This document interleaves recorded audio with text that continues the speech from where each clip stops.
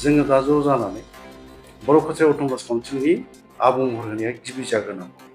बेनि उनावसो मा राजखान्थि दानानै बोरै मा गेलेहैयो बे उननि बाथ्रा। खिन्थु थांखिया जाफुङैनि आगोलावनो खुंथायखौ जोङो आबुङै दायैनि आगोलावनो राजखान्थि हान्जा दाग्रोनानै खाबु लानो थाखाय एसेबां मुखुब जानाया मा फोरमान खालामो? बाहाय लोगो लानानै ज' मावनांगौमोन ना गावस्रानांगौमोन फालाय? आरो गावस्रानायनि गुदियाव मामोन फालाय? गावस्रानायखौ सोर गावस्राहोदों फालाय? जे थांनाय 1993 मायथाइ BSc गोरोबथा, बेनि उनाव 2003 मायथाइ 10 फेब्रुआरि BTC गोरोबथा, जोंना रायजोखौ बोरै बिजिरना नायदों आं मिथिया। जोङो BTC बायजोआव थांनाय बोथोराव बेखौनो जोङो सावरायबोनानै मोनसे आफाद दादोंमोन। बे आफादा जाहैबाय खौसेथि बर' सुबुं आफाद। BTC मोनखांनायनि उनावबो बर'फोरनि बा BTCनि बायजोआव गोबां जिल्लायाव बर'फोर थाइथेर थाबायना सेरखाय बेरखाय दङ।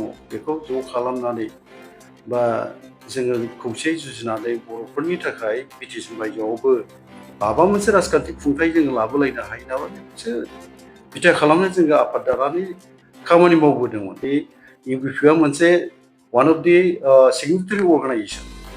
साननैसो सिगां UBPनि राजखान्थि जोंनि बायजोनि माने डक्टर गाम्बारू मजुराया सारखौ बुंदों माने ललिपप मोनजादों बेनि सायाव मा? बेखौ आङो रायलायनो लाजिनाय मोनो। बुंनोबो बारा मा फिननाय होदों बेखौलाय? जों मा मावदों मावाखै जोंनि गावसोर गैखायानो। आरो दिनैहाय माने आंथ' लाजियो, दुखु मोनो। जोंना रायजोखौ बोरै बिजिरना नायदों आं मिथिया। जों नायनांगोन, बिजिरनानै नायनांगोन जे बिथांमोननि जि मोनसे एक्टिभिटि, जोङो BTC बायजोआव थांनाय बोथोराव बेखौनो जोङो सावरायबोनानै मोनसे आफाद दादोंमोन। बे आफादा जाहैबाय खौसेथि बर' सुबुं आफाद।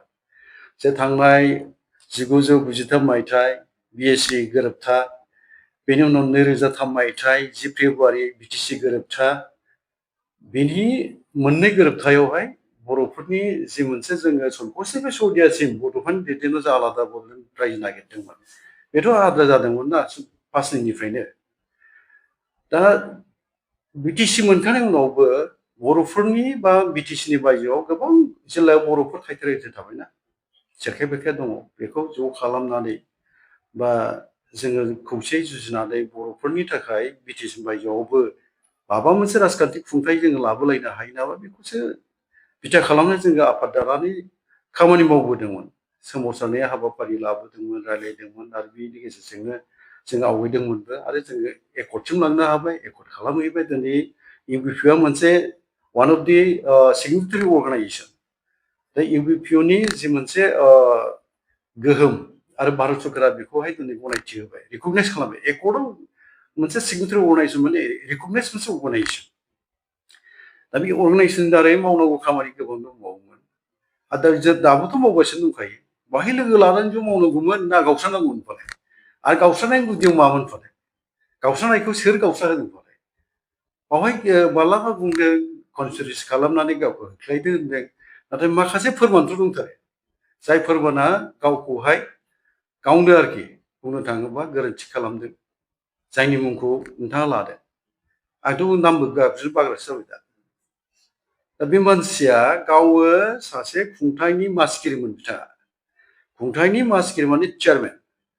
बियो गावहानो खुंथायाव स्टेट एक्टनि आन्दाराव मोनसे सेटेलाइट अट'नमास काउन्सिल दानायाव मा पावार एन्ड फांसन दं बेखौ स्टाडि खालामदोंना खालामाखैमोन आंथ' एसे साननोसो गोनां जायो।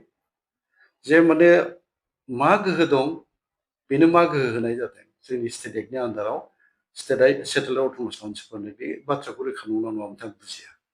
सासे चेयारमेना हारसिङै एक्जिकिउटिभ डिसिसन गैयालासिनो, आरो चेयारमेन खामानियानो नंखा बे, जोंनि एक्जिकिउटिभ काउन्सिलनि खामानि बेयो, बा चिफनि माबायाव फैगोन बेयो, एक्टियाराव फैगोन। नाथाय बेखौ माने नारथ्रोदनानै बा मोनथियालासिनो जाखो ना माखो आं बुंनो रोङा। बे गावनो MU खालामो गावनि राइटिं पेडआव। फोरमानखौथ' आगोलावबो होबायमोन जानांगौ, मोनदोंमोनदां लेखा होनाय जादोंमोन ना। सासे चेयारमेन बे खामानिखौ मावनो हाया।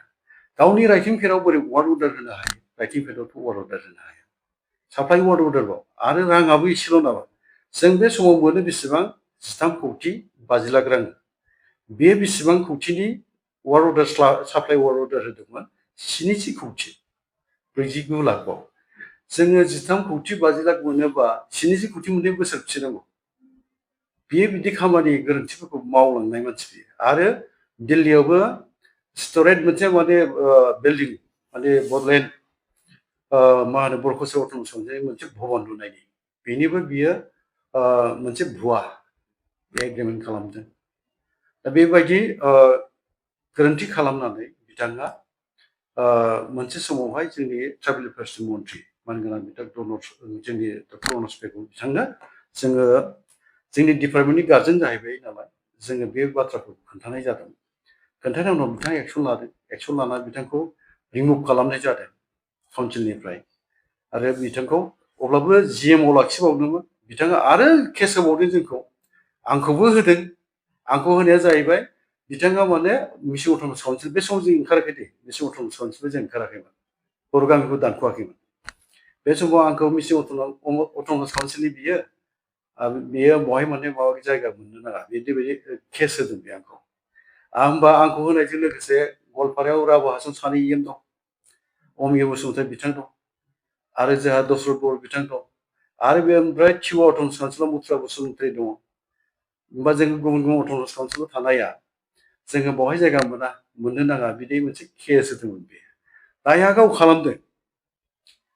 जों मा रायज्लायनानै जों दाबि बोखो आरो जोङो गावबोथ' दंमोन ना खौसेथि बर' सुबुं आफादाव गायसनगिरि गाहाय नेहाथारियाथ' गावनोमोन ना उनावहाय लेङाइ आफादगिरि जाबाय। बे मानसिया बबे मोनसे सार्थखौ लानानै गावहासो मा साननायखौ लानानै ओमफ्राय माबे नोजोरजोंहाय मा बर' हारिनो मा मावनो नागिरखो आंथ' बुजिनो मोना। बे मानसिया ओमफ्राय जोंखौ दाना बायह्रानि होननानै नारखारनानै केस होनानै जोंखौ खैफोदाव खोख्लैनो नाजानाय बे खैसारफ्रा गावसो खालामनाय खैसार। दा बेयो जोंखौहाय दाय होयो। आंखौ होनो कनस्पिरेसि खालामनानै गावखौ होख्लायनो होनो। सिटखौबोलायनो आङो लादों। आंखौथ' मिथियो बयबो। आंथ' गलाघाटआव जेब्ला कनफारेन्स जादों आं आफादनिफ्रायनो फैनो गोसो आंनि खामानि। आं आफादावनो थांनो खामानि मावसैसो होनना बुंदों। बयनिबो नारसिननायावसो मोनफ्रोमबो जिल्लानि नारसिननायावसो बुंनायावसो आङो आरो आफामोन बुंनो थाङोबा आफा थैलांबाय जोंना आंखौ जायनाखि बानजायबोदों आफा जामिल कुमार नार्जारि आरो आफा बिरेन्द्र कुमार ब्रह्म बिसोरनि खुथार बुंनाय जोंनि आफादनि रायजो राजानि खुथार बुंनायावसो आङो काउन्सिलाव फैदों। दाबोथ' आंथ' काउन्सिल सालायबाय थानाय पलिटिक्सआव थाबाय थानायनि आंहा माने हाबिलासआनो गैया। आङो जेब्ला गोग्गोयै आबुङै माबाखौ दाना लानो हागोन जोंनि काउन्सिलखौ बिनि उनावहाय आङो माहारियारि आफादावनो थांफिननानै खामानि मावफिननायासो आंहा रासिन साननाय दं। आरो बेयो मोगथां जाहैनोबो हागौ। नाथाय समा खोन्थागोन थासारिया खोन्थागोन। आंहा माने राजखान्थियाव आंखौनो सासे पलिटिसियान बायदि सानना लाखाया दाबो आङो। दा बाथ्राया माने कनस्पिरेसि खालामनानै गोहो सेलायनायनि समानो नंखाथारा बेयो। आरो जों सानाखैमोनबो। गावहा गोरोन्थि मावबाय गोरोन्थिखौ गाव माने सिमान लानो नागिरा। सैथोनिफ्राय एरायनानै सैथोखौ सिखोमानानै गाव माने माबा मोनसे हासिल खालामनो नागिरबाय थानाय आरो गावनि साननायखौ नंगुबै होननानै फोथायहोनो नागिरलाबायनाय बिदिनो जानाय नङाथ'। लिगेल साइडआ मा बुङो बेखौथ' नायनाङा होमबा? आयेना मा बुङो बेखौबोथ' नायनांगोन ना। बेखौ नायालासेनो बियो जि खामानिफोरखौ मावबोदों गोरोन्थिया गावनो मावदों आरो बे गोरोन्थिनि थाखाय गाव होख्लायजादों।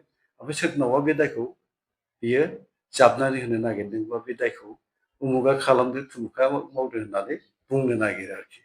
दा बे गोरोन्थिखौ जोङो सोंखारिबोदोंबो बुंबायबो जोंनि मावथिफ्राबो काउन्सिलनि माखासे जोंनि बिबानगिरिफ्राबो बुंबाय समाव।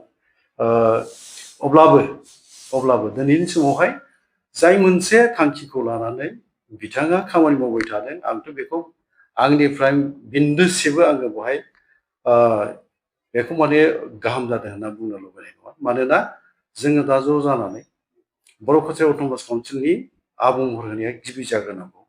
बेनि उनावसो मा राजखान्थि दानानै बोरै मा गेलेहैयो बे उननि बाथ्रा।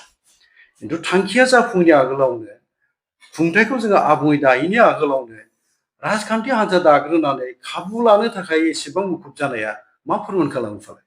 बेखौ नोंथांमोनहा बिजिरनानै नाय। दा जों ज' जानानैनो जोंनि खुंथायखौ काउन्सिलखौ आबुं महर होग्रोनाङा होमबा? बेनि उनाव बिसायख'थियाथ' फैखागोन ना। गेलेयोबा जों उनाव सोर मायाव गेलेयो।